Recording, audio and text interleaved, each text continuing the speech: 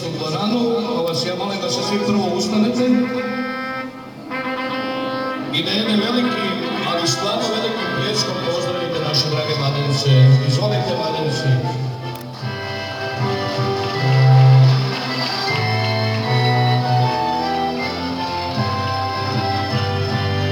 Živjeli naši mladenici, živjeli kumovi, roditelji, svi uzvanici.